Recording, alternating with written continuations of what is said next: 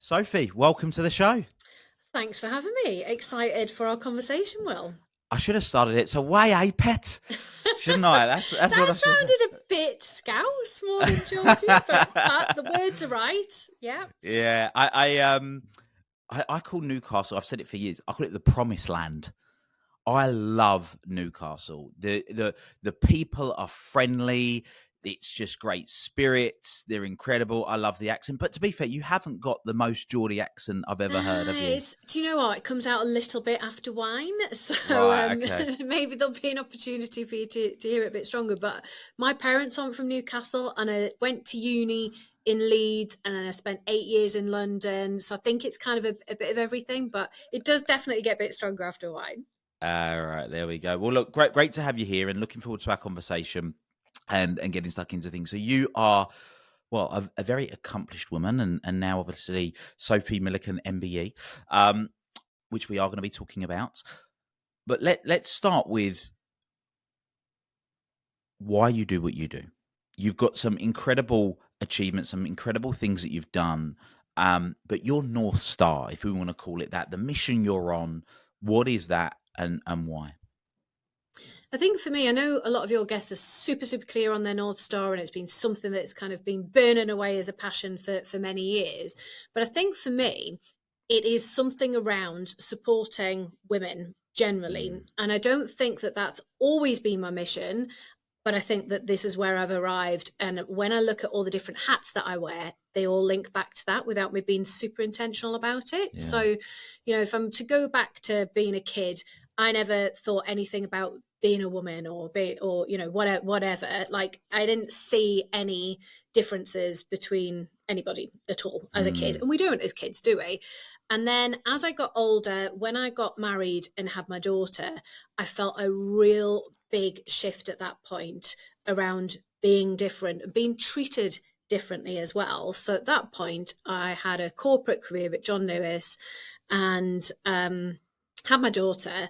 And the big shift for me was the expectations from everybody around what's being a mum, what is being a mum. And mm, when you decide to start a family and you're going through all those preparations, I think for me, and I don't know whether it's the same for everyone, my focus was just around giving birth and everything. Watched all the programs, read all the books, went to the classes. I didn't think about anything beyond that. So I got the biggest shock of my life when I got this baby, and like, actually there's a bit more to it than just getting through that first stage.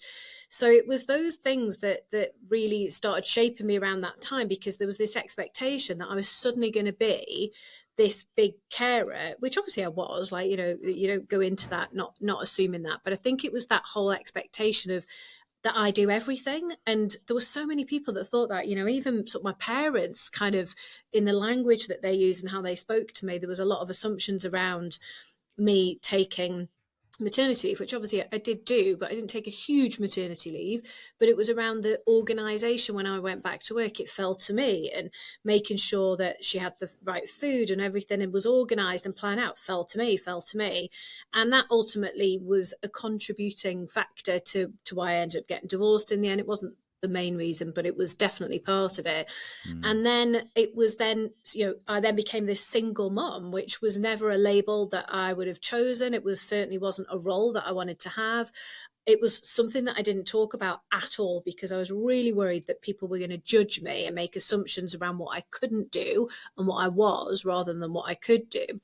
And then I think from that point onwards, and I'm sure we'll get into this, it was then becoming a business owner, and I'm on, I don't know, business 3 or 4 sort of since that point. Then it was becoming the chair of a female unemployment charity, and it was taking on the PhD that I'm doing part-time that's linked to female entrepreneurship. So I think I felt like I was in a minority as a single parent. I was the first person in my friendship group to get divorced, so there was a stigma around that. And I think what it made me realize is that women do still get the short end of straw on these things, those expectations that are out there. So I felt like I had all these barriers in place just to even be able to show up at work, just to get mm, things in place for that. So I think what I've done subconsciously since then is look for things that are aligned to me being able to support people, support women that were in my position 10 years ago. And I think that's where I'm at. And I think, especially sort of around the charity side of things, that, I feel that much more strongly. When you do a charity role, especially as a business owner, when you've got a limited amount of free time because you're so busy trying to grow a business, to do some charity work, it's got to be something that really gets you excited, because if it's not, you won't stay doing it for very long. So for me, out of all the charity roles that I've had, because I've always had a charity role since I was, I don't know, early 20s. And for me, this is like the ultimate. I'll really struggle when I leave this charity role to find something that's as well aligned as SmartWorks is. So it's a very long-winded answer to your question, but hopefully gives a bit of context. It does. And there's some interesting distinctions I want to pull out of it, because for me, a North Star is an overarching mission. There's patterns. It isn't just one thing. So for you, supporting women, great, and that's going to come in lots of different ways, whether it's charitable endeavors, entrepreneurial endeavors, it's going to come in lots and lots of different forms. And we're going to get talking on some of the ways that you do that and have done that in the past. So that's something that's interesting. The second thing as well is that it can evolve. It can change. And for you were saying that a lot of this has really been born out of what happened when you had your daughter and the challenges that brought out. And I think that's interesting. I just want to go back a little bit. So you said you had a very successful career. John Lewis was the corporate career. Sophie, as a teen, a young teen, early to mid-teen, what was your drive? What was your ambitions? What were your goals back then? I think I was quite reserved as a teenager. I was never, when you think about school, you've got kind of like the cool gang and then you've got the square gang, and I was probably a bit in the middle, and I had friends in each side, but I don't think I was very average as a student. I just did a post on LinkedIn this morning about my terrible A-level grades first time round. I was very average. I just used to just get through really to be able to get to the next stage, and that's kind of always been how it's been academically, although now I think I see education very differently to how I did back then. I see it much more as a gift and as an opportunity, whereas then it was just something you had to do to get to the next level. I used to do the bare minimum. But when I was at school, my ambition was actually to be a fashion buyer. I wanted this glamorous lifestyle that I perceived fashion buying to be. And that was why I applied I did like a retail management degree at Leeds. And it was really funny because the first week that I was on the course, I realised that to be a fashion buyer, I actually had to live in London, essentially. And for me, coming from Newcastle, like Leeds felt so big compared to Newcastle, because as someone that knows Newcastle well, you'll know you can literally walk to everything within the city centre. Everything is right next to each other. Leeds felt like, whoa, this is really scary. And I'd only ever been to London a handful of times at that stage. So as soon as I found that out, I was like, instant, no, I'm not going to do that. And I laugh about that now, because I did then go on with John Lewis, end up in London for 8 years, and actually even got to go on a buying trip at some point, which was hilarious because I realized that it was far from the glamorous ideal that I'd thought it was, but very enjoyable to learn about the role. But yeah, so I wanted to be a fashion buyer. But the other thing that I do remember from that time is that I was very entrepreneurial, but I didn't realize it. So no one in my family has ever had their own business that I know of anyway. Everyone's always had quite traditional careers. And I remember having all these wacky ideas as a kid and getting my next door neighbour, who's still a friend today, involved in these wacky ideas. And her mom, who was like really public sector, saying to me, oh, you're going to be a businesswoman one day, but saying it in a really negative way. Because I remember going home and telling my mum and dad, and they were like, yeah, she doesn't mean that as a compliment. And I'm like, why not? I think this is really cool. But I used to do stuff like, we'd sell stuff in the street. We would buy penny chews and stretch them and sell them for 2p. Really bad. We had a tattoo business where we'd draw on people's arms and put a piece of paper over the top, charge them 50p. I mean, I was always up to something.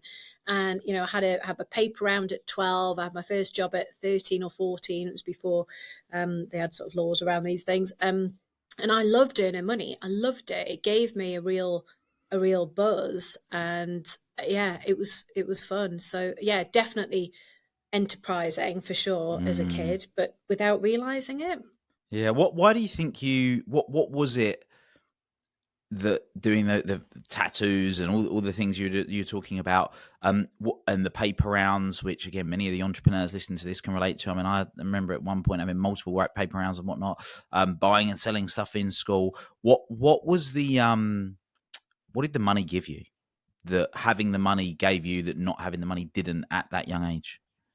Do you know, I don't even think it's about the money, and I would still say that now. It's without sounding really cheesy, it's the journey. And it's that fun. It's that buzz that you get from getting to the next level or getting the sale. And it's coming up with new ideas and executing them and enjoying that bit while you're doing it. It's almost when you get the money, that's almost like, oh, right, it's a bit of a buzzkill because you're enjoying the bit to get to that point and spotting the opportunities. So I don't think it was ever about the money, although it was nice to have that, because I remember getting pocket money from my parents. I can't remember what I got. And I used to have to do really crappy jobs that I hated doing, like clean the bathroom. Like no one wants to clean the bathroom. And I realised that by getting a paper round. In fact, I remember my mum and dad saying to me, why do you go all that? You know, I used to have to walk about 3 miles to the paper shop to then pick up the massive heavy bag of papers and do this circuit around this quite rough estate actually to deliver these papers where there would be really scary dogs that I would want to hide from. And I got like £8 or something to do this paper round. And my mum was like, well, we give you £5 to do the bathroom. It takes 20 minutes to do the bathroom versus this hours doing the paper round. But I don't know, I think it was the independence as well, doing something for me. You're finding the opportunities that people then can't take away from you. And there's just something in that. Yeah, absolutely. The independence and the freedom, really, isn't it? You know, the freedom of actually I can do this. I've done this. The accomplishment of feeling that feeling of accomplishment, which is definitely powerful. So, almost always, what people value most comes from a perception of a void, like there's a lack of it. So, for your sort of golden thread, let's call it that, the North Star of you wanting to support women, when did you feel least supported as a woman? I think it goes back to what I was saying earlier around when I had my daughter, because I think up until that point, I cannot think of an example as to when I felt that I was being treated differently. A lot of women talk about unfairness around things like pay in the corporate world. Different when you've got your own business because we control that. But in the corporate world, there's lots around pay inequality.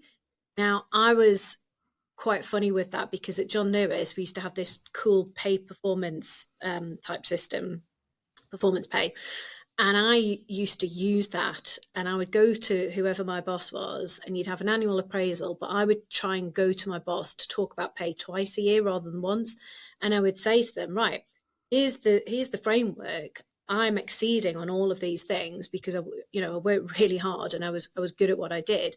And I used to show them it, and then I used to show them the pay scale. And the other thing that they used to let you do at John Lewis was submit market rate pay information for other roles. And it was brilliant when I lived in London because the wages were so much bigger there anyway. I mean, I trebled my wage in a year in London just from moving from Newcastle. But I used to take these pay information and I would say, right, the range is much wider than it is. So here's all the data and here's where I'm performing against the framework. This is where I should sit pay-wise. And they couldn't argue with it because I was, it was so factual. And I used to ask for pay rises literally twice a year. And I always used to get them. Or if I didn't get them, it would be like, well, you need to do X, Y, and Z. So I'd go and do it. And then I'd come back and go, today I've done it.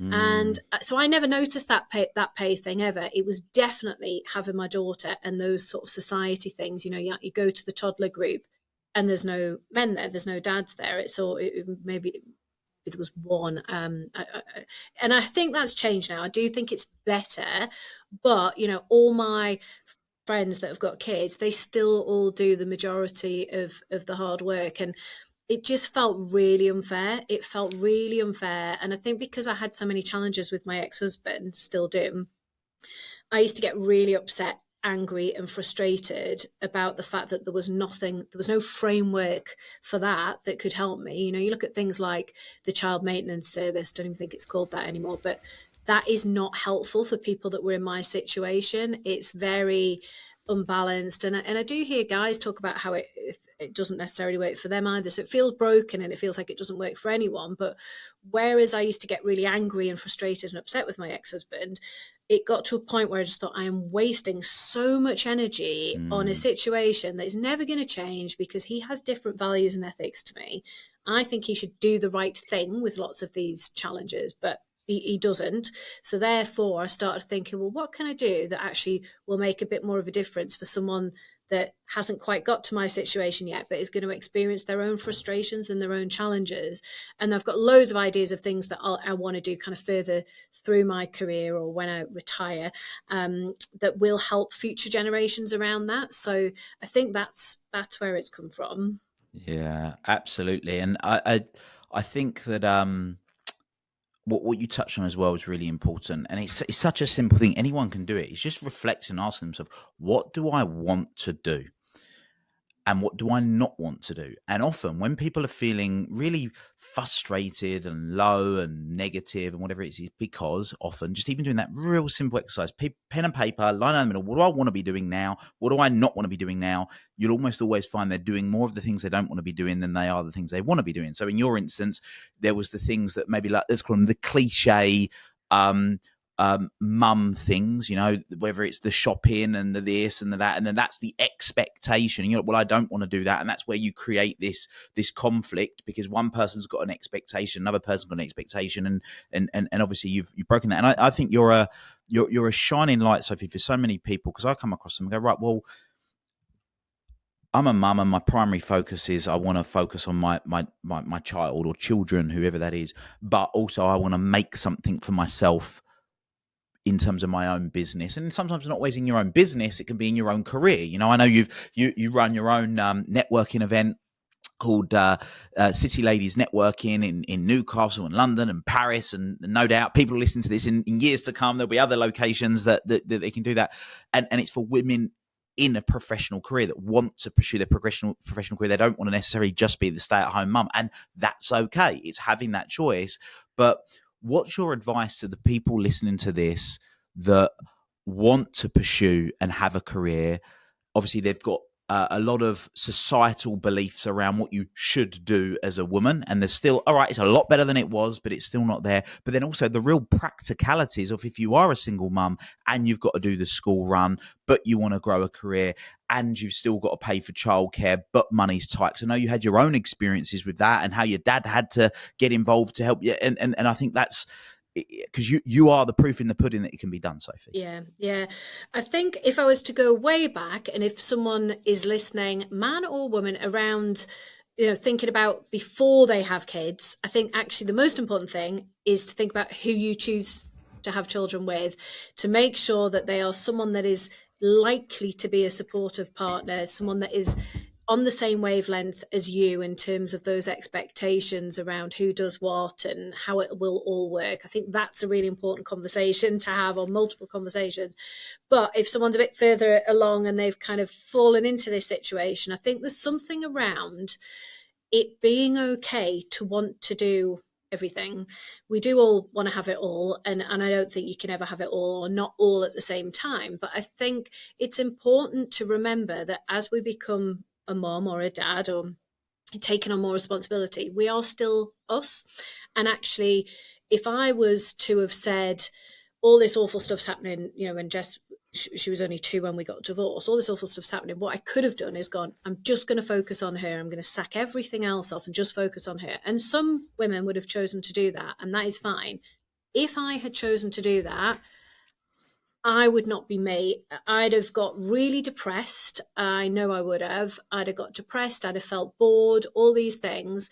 That was not the right decision for me. The right decision for me was actually to go all in on my first business, because I knew that gave me a bit of excitement each day. And I knew that it would give me security, options, flexibility further down the line. So for me, that was important.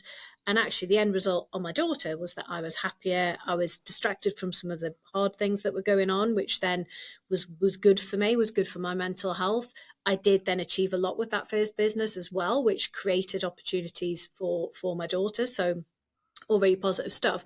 But I think once you make that decision, you make the decision that's right for you, but you then look for what is available to support you with that choice. So whether it be a great nursery or a great childminder, the childcare thing.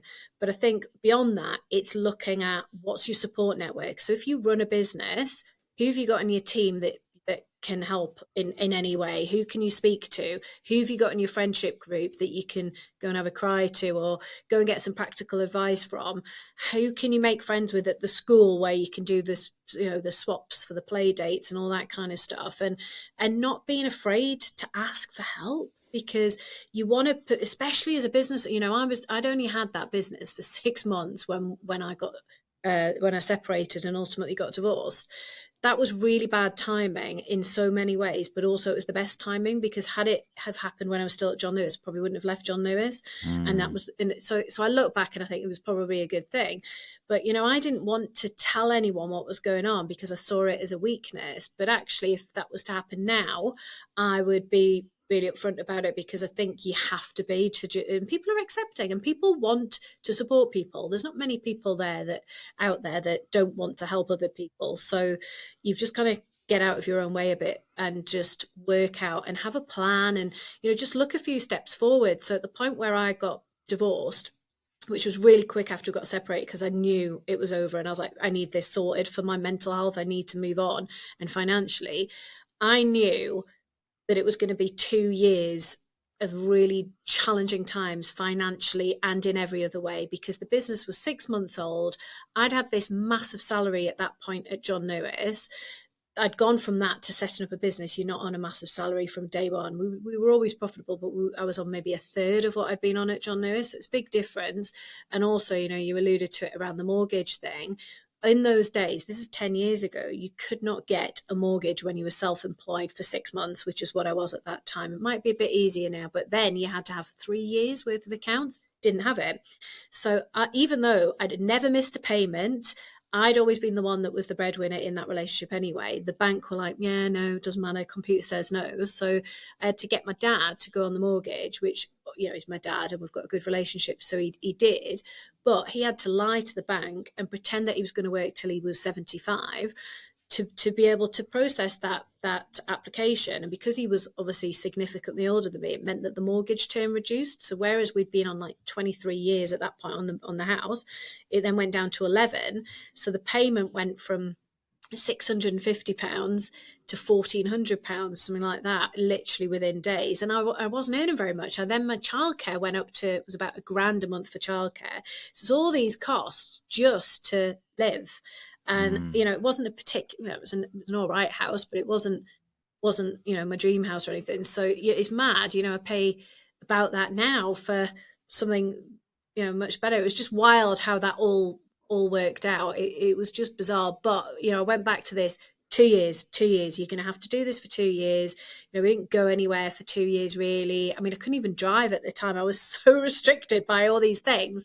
And I just thought, head down, focus on the business. And I could see there was always light at the end of the tunnel. And I think for me, I am an optimistic person overall. And I'm always looking ahead and thinking, right, that's the goal there. And it was further away than I'd wanted it to be.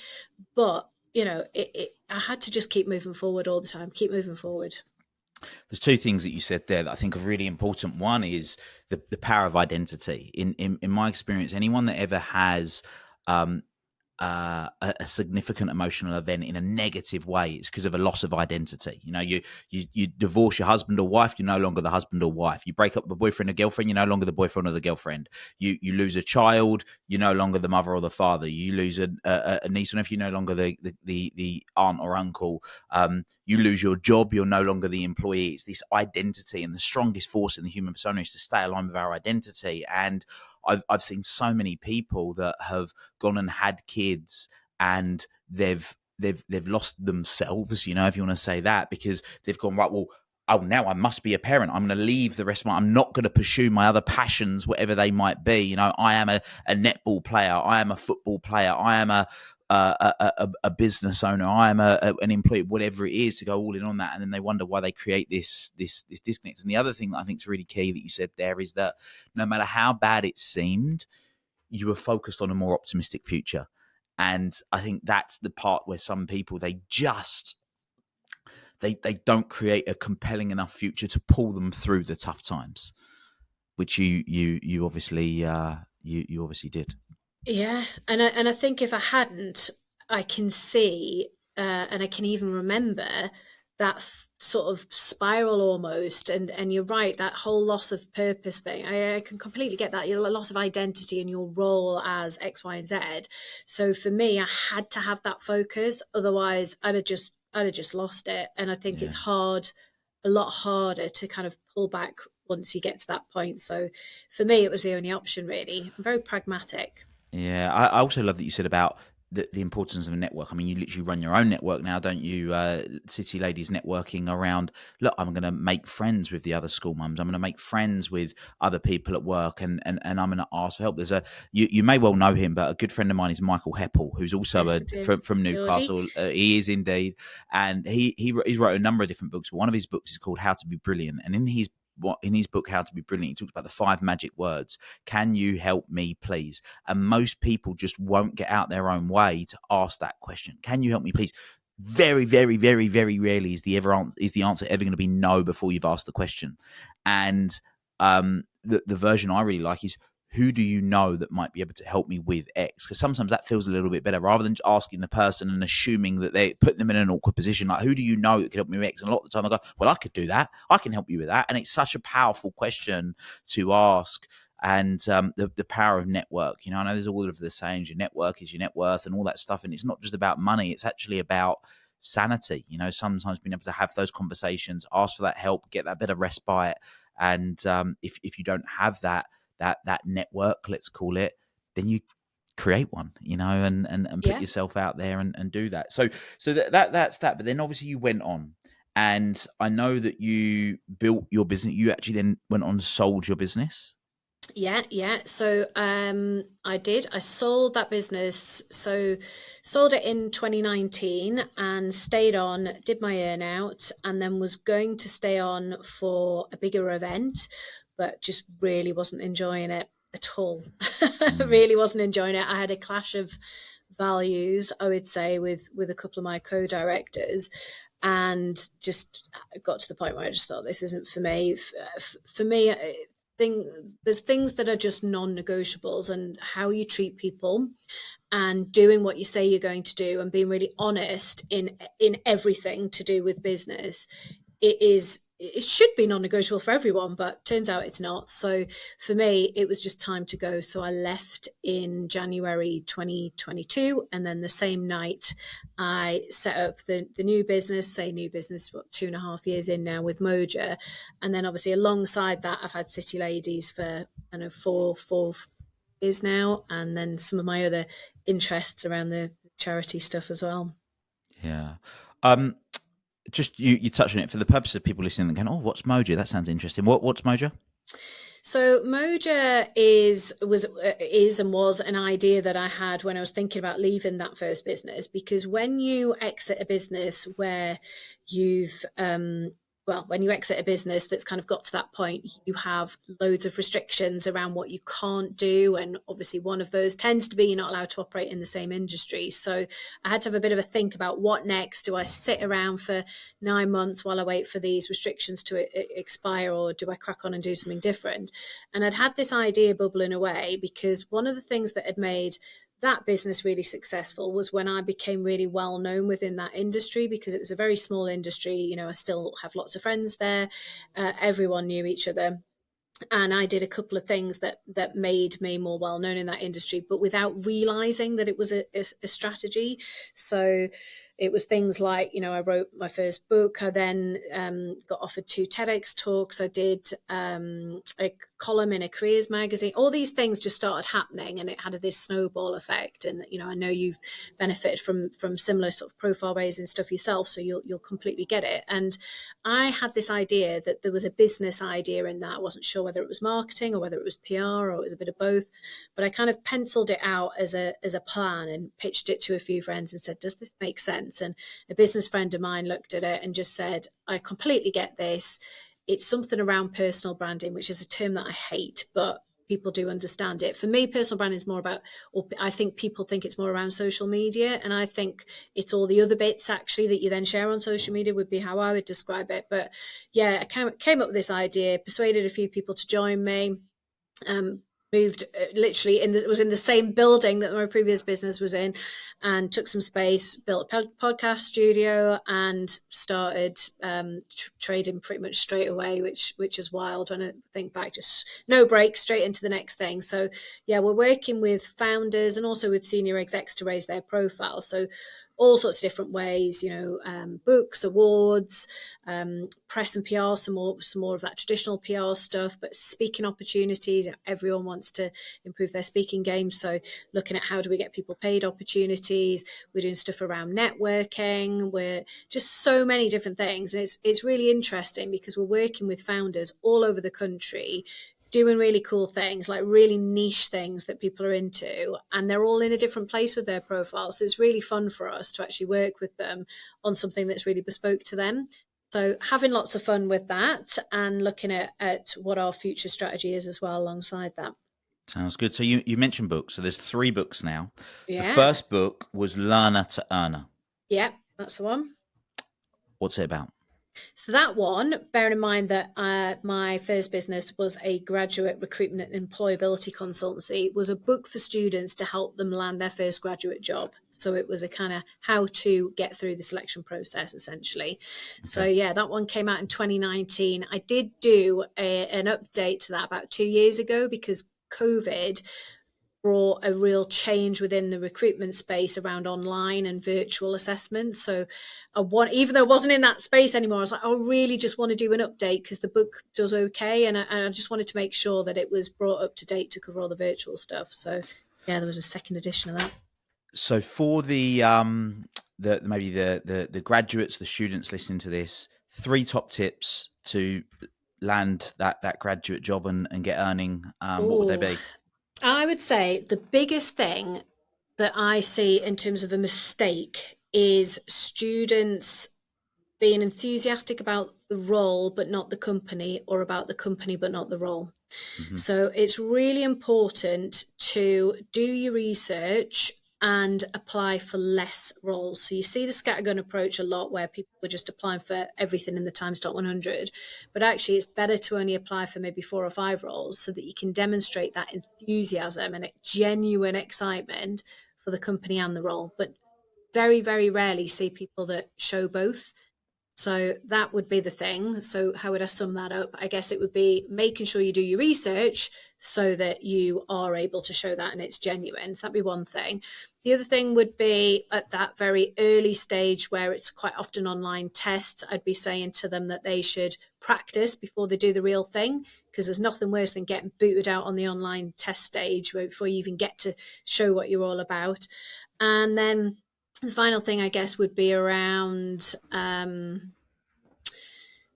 being impressive in the interview. So there's always going to be an interview, whether it's part of an assessment centre or as a final interview. And they will always ask candidates, have you got any questions for us? Now, out of 10 times, you'll get 8 or 9 that say, no, I haven't got any questions. You've answered them already. That's the typical response. You might get the odd candidate that would say, oh, can you tell me a bit more about the holiday allowance or the pension or something like that, which doesn't look great. My killer tip around that is to have a list of questions, not loads, 2 or 3 really good questions that you can ask them. It shows you prepared because you've got them written down, you've thought about them, and you might want to tailor them to the organisation. But a question that I used to always advise people to ask was to ask the interviewers a bit about their journey and ask them why they loved working at that company, because question. Everyone likes to talk about themselves, so turn it back to them. And as well, interviews are a 2-way process, so there's something quite cool about seeing their reaction to that question, because if they hate their jobs, you'd know from their response. Equally, if they loved it, you'd know as well. So I think that can be quite a helpful one. And that's a great one. That's a really great one. I want to touch on one thing really quickly. So you started off, you went to university, you got the corporate job. You just mentioned sort of a maybe FTSE 100, FTSE 250 company for a graduate. What's your thoughts on people going down that route and sort of pursuing the corporate role because it pays better and it's the safe job versus going, I'm going to chuck myself in and go and work for a startup? Yeah, I think it's changed massively since I was a graduate. So then it was very much, oh, you get the Times Top 100 book and you go for those prestigious graduate jobs. Like that was just what people did. It was perceived as safer. It was typically better paid. And I think it was as well just around what you know. So I said at the start that I didn't know anyone in my family that had owned a business. So I just knew people that had jobs. So I think there was an element of me being influenced by what I could see. I think things have changed a lot since then. Entrepreneurship's become quite sexy. It's cool. You see all the stuff on socials of these people earning billions. You know, look at Ben Francis at Gymshark. He'd be a great example. Everyone knows who he is and sees how well he's done at such a young age. So I think people's perception and people's appetite for risk has changed massively. If I was advising a young person, that makes me sound old, but if I was advising someone now that's coming out of uni, or even if they've not gone to uni, I'd probably say that they would get a better experience. They'd get more experience actually going for the startup option. And I think the great thing about startups is if they go on to do well, I mean, some of them will fail, but reality is a company like John Lewis isn't a job for life anymore, far from it. So for me now, that level of risk is probably similar actually with some big businesses versus the startups. But what you'll get with the startup is you'll get exposure to so many cool things. You know, if someone comes and works for my new business, which I still class as a startup a couple of years in, they're going to be doing a bit of everything. They're going to be, you know, one day to the next going to be different, and the level of exposure they're going to get to decision making or, you know, sharing of information within the business. You know, we go through the numbers with the team once a month, so they know how we're performing and they know where we're tracking. They know what the big aims are. You don't get exposure to that when you go and work for a massive corporate. And the other thing is, I think if you work hard, and when I think about me as a fresh-faced grad, I did put the hours in, I did work hard because I always wanted to get to the next level and get the promotion. Do that in a startup, even, you know, at a very young age, if you're showing that enthusiasm and you're also showing the capability, you could probably get promoted really, really quickly. And you see that with lots of businesses at the moment. So you could be on mega money within a couple of years in a way that you couldn't with a corporate. So I think there's a lot more opportunity out there for people to get involved in startups. Agreed. I think it also depends on the degree of ambition that someone has, which also comes into your second book, which is the Ambition Oh, Accelerator. smooth. Yeah, Like well, it. like a Yeah. pro. So the Ambition Accelerator. What's Yeah. that about? So that was a book. That was my lockdown project. So during the lockdown, I was still in that first business, and I was really stressed because the bulk of the revenue for that business at that point in time, just before COVID hit, was from running large scale mock assessment centres in football stadiums where we would have 400 or 500 students come through one of these centres in a football stadium. Now, obviously, COVID canned a lot of that. We couldn't run events anymore. And it was a significant part of our income. It was like 80% of the income was these big events. And I had these just pure panic, just thinking, how's this business going to survive? We had all these huge contracts to fulfill, and I was trying to work out how we were going to do it. Now, we did work it out. We had a team of software developers that created us an online platform. That was one advantage of having sold and being part of the bigger group at that point, because we could create online software, and we did pivot, and we had a record year actually, because I was able to persuade these people to move online, whatever. So it did work out really well. But for months, I was literally waking up at 3, 4 in the morning and couldn't get back to sleep. So I was like, right, I need something to do that's not just work. And I'd done my TEDx talk just before the pandemic, literally like 2 weeks before we'd gone into the first lockdown. And I'd had this idea that I wanted to do like a book version of the TEDx talk. And for me, it was around encouraging women. So the book's actually aimed at young women, although, you know, women of any age or anyone can read it. And I've had feedback from people that aren't young women that have loved the book. But it was around having advice, a practical guide that would encourage women to be ambitious with their careers, wherever they were at really, and wherever direction it took them, whether it be the corporate route or whether it was the business route. And I decided to interview some women to include their stories as well. So I've got maybe 12, I think, ish women that I wanted to include stories from them where they were sharing their advice and their tips. I've got some quite cool women that got involved with that. And then I recorded those on Zoom because we were all at home. And then I turned that into a podcast series. So you can find most of the interviews online. And yeah, that was my lockdown project. There we go. So what would you say are, again, from that book, and people can go and get the book, but if there were three main things that people could take from that are instantly, because what I love about this podcast is I always try and make it practical. You know, we have some great conversations, some great stories that will inspire people and get people thinking, but actually some key practical takeaways. What would you say in relation to that book? I need to remember what was in it now. It was very practical. I would say, similar to what I said earlier around find the right partner, because there's a chapter around that. So I'd say find the right partner. There's a chapter around sleep, and I'm a huge fan of sleep. Like, I'm so good at sleep.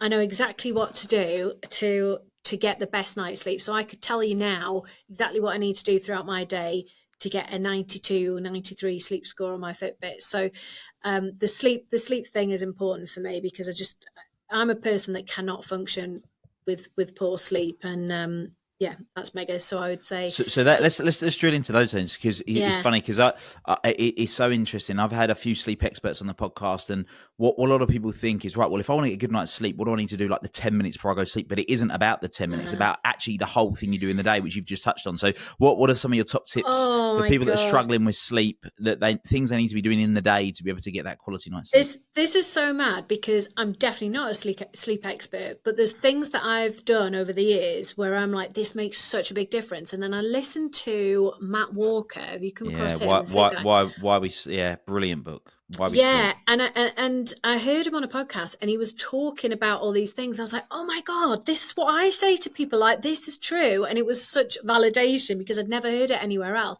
But for me, it is getting outside early on makes a real big difference. It is not drinking alcohol. For me, even if I had one small glass of wine with my dinner tonight, I can see the points difference in my sleep. It impacts my restoration sleep significantly. So on Fitbit, and I know Fitbit's not the best thing to track, but it gives you a benchmark that you can use. So you get a score out of 25 for restoration sleep on Fitbit. And I typically will get 24, sometimes 25 for that. But if I have a drink, I go from 23, 24 all the way down to probably 15 or 16 if I just had one drink. If I had a few drinks, it might go as low as 7. So I kind of think, oh, it's just not worth it. So I don't drink very much anymore, but that has a huge difference. Caffeine for me has a big difference. So I love coffee, but I try and just have it in the morning. And whereas some people will say, oh, no caffeine after 4 p.m., I'm like, no caffeine after 10:30 because it does have an impact for me. And then it's things like not eating a hugely heavy meal in the evening and trying to have something. I'm quite into plant-based at the moment, so I find that helps, but not eating too much. Going to bed at a proper time as well. So I like reading. I read every night, and I would choose to read over watching TV. I'm not really into TV that much. I get distracted. I can't really concentrate on it, but reading is my escapism. So for me, I would probably ideally, so tonight I'm not going anywhere. So what would I do? I'd probably go to bed. I'll be in bed by 9 and I'll read for a bit, and then I'll naturally fall asleep. And then I don't really even need to set my alarm. I do just in case, but I don't need to. And I'll wake up at about 6 tomorrow and just feel so refreshed and ready to rock. Oh, I love sleep. It's so underrated by people. And especially when you've got kids, I think when you have those years of no sleep or really crap quality sleep, you do value it. You do. And I think it is one, I talk about the foundations. The foundations for me are moving, like exercise, eating well, doing some form of mindfulness, whatever that might be, meditation, whatever your things of mindfulness, and sleep. And so many people think they can get by on 4 or 5 hours sleep a night. And until you've had quality night's sleep, 7-8 hours, whatever it might be, and then you realize how different you perform. Like, it's like night and day. It's incredible. And Matthew Walker's book, Why We Sleep, is a phenomenal resource. I want to talk about obviously your third book, the newest addition to the books, Unknown to Unforgettable. Yeah. And I think it's very apt because obviously you've got Moja now. Which is about helping people raise their profiles, and it's about helping people to be able to do certain things. And there's something that you and I have as a really, you don't know this about us, but we have a really common shared belief on, which is the importance of sharing wins. And I'm a big believer in sharing wins for two reasons. One, because look, you've done something, acknowledge it. So many people, they sort of bear, I don't want to share what I'm doing because it will make me, it will look like I'm boasting and it will look like I'm showing off. But I see it from a different perspective, who actually is, by you doing what you're doing, how many people are you inspiring to go and do something because you've done it and come at it from a different place? So I know that's not quite just what being unknown to Unforgettable is about. It's not just about always showcasing every single win that you've ever had. But I thought that was an important point to bring up as well. But unknown to Unforgettable, what's it about, and how can people benefit from it? Yeah, so the strapline for the book is how to build a personal brand that goes beyond the bio, and the beyond the bio bit is linked to my podcast show Beyond the Bio, which you have recently been on. And it's really a kind of how-to guide, because not everyone is able to spend money with Moja and have us on retainer doing all these activities for them. Some people are starting out and they want to have a dabble in things themselves. So I wanted to write the book version of the podcast, because my podcast is usually 20 minutes and typically it'll be about one element of profile building. And I just thought, I've just got so much content, I wanted to put it into a guide, if you like. So all the things that I was speaking about earlier, it makes up the chapters of the book. So I've got the first chapter is around, what do you stand for? How do you identify your values? So that piece really, really important to then think about what it is that you do want to represent. And then it moves through those more practical steps of, how do you position yourself as a professional speaker? What do you need and where do you find these opportunities? What should your networking plan be? Because it's more than just rocking up to everything that you get invited to. So how can you be more strategic with that? It's things like identifying the charitable side of things, which aligns with you, and how can you get involved in that way? It might be a non-executive board role. It could be the social media bit to showcase it all. It could be awards, books, the press and PR. So it's all those different bits. And then all the way through the book, as I have on the podcast, I've got Take Action, where you are being encouraged to take action for that topic and go and do something that's practical. And then there's a ton of resources that make it a bit easier too. And in today's day and age, I mean, you experienced it firsthand, you kind of touched on it already. What are just some of the benefits that entrepreneurs and business owners can get from raising their profile? Because like you said, for a lot of people, they think it's just, I need to be all over social media. It isn't that. But what are some real tangible benefits that people get as a result of building their profile?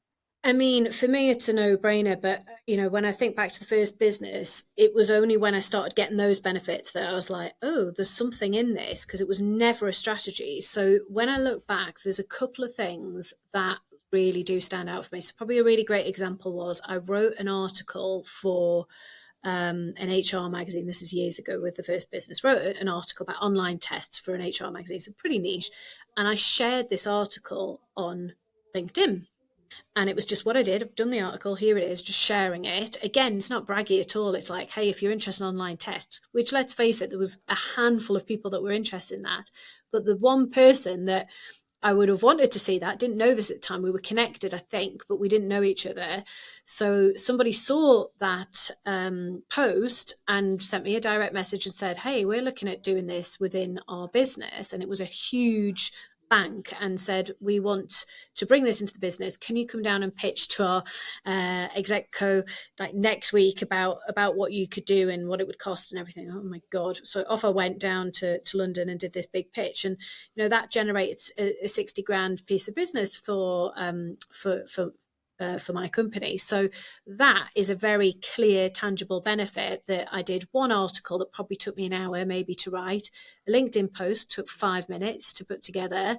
A couple of back and forths on LinkedIn and a phone call, a pitch in London, 60 grand. And I think they're still a client of that business as well. So it will be significantly more than that now. So, that is a brilliant example.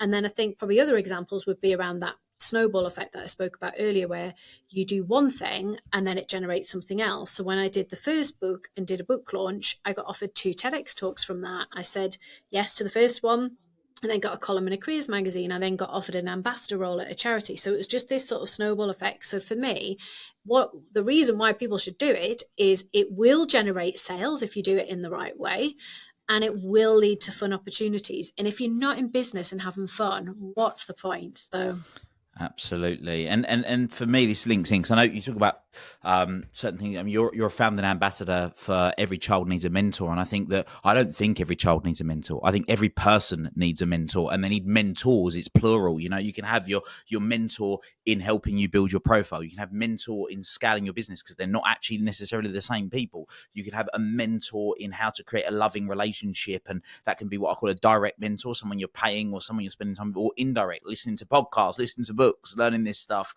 which is super, super powerful. So, Sophie, it's been amazing having you on the show, and I highly recommend people go and get Unknown to Unforgettable. We'll put a link to to people to go and get it on Amazon in the show notes, so you can head and grab it for anyone that's interested. If people want to find out more about you, find out more about Moja, or what's the best way for people to connect with you and do that? Yeah. So the best way for people to connect with me is probably on LinkedIn, Sophie Milliken. Maybe we'll pop a link to that in the show notes too. But yeah, I hang out on LinkedIn a lot, and also dabble a bit on Instagram too. Okay. So there's a question I always like to ask people when we finish, which is, what's the question that you wish more people asked you?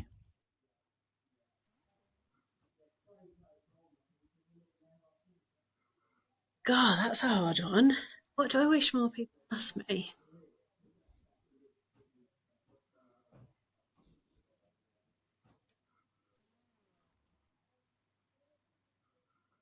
I think it would be good if more people, because in fact, I don't think anyone's asked me this, but I think that people should be more curious about how they can do something with a charity.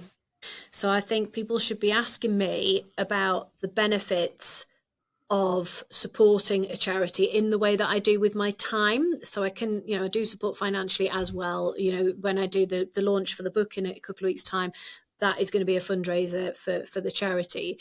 But I think I would love to be able to share more with people around the benefits that I have experienced from being involved with a charity. Because I mentioned to you before, I've always done something charitable since I was in my early 20s. And again, that's never been intentional. But then when the time's been right to move on from that, I've then tried to find something else. And I think, I've covered it a bit in the new book actually around the unexpected benefits, because I've never done a charity thing to go, hey, look at me, I'm doing this. I volunteered with the Samaritans for 8 years, I think. I didn't tell anyone because it wasn't really the kind of stuff you could talk too openly about anyway, in terms of things that you heard and saw. But the benefits that I've had from doing that, it's not just about what I can give to the charity. I've experienced a lot back. And I think people don't realize that. And especially people building businesses, they think they haven't got time to take on something that's voluntary because they're so focused on the business. But actually what I've found is that what I've had back from working with charities, I've been able to apply to the business too. So it's been a win-win. Well, what I was going to do was ask you the question, but you kind of covered it already. So very well. So no one has still asked you that question. No, they haven't. But you've answered it anyway, and I agree. I think that working with charities, or it doesn't even need to be charity, but charitable causes. That might be here in the UK. I know there'll be a lot of people listening from all over the world, but we have something called a community interest company. Various not-for-profits. There's lots of things that you can do, and I think one of the biggest things of doing it when you align with a particular cause is the feeling.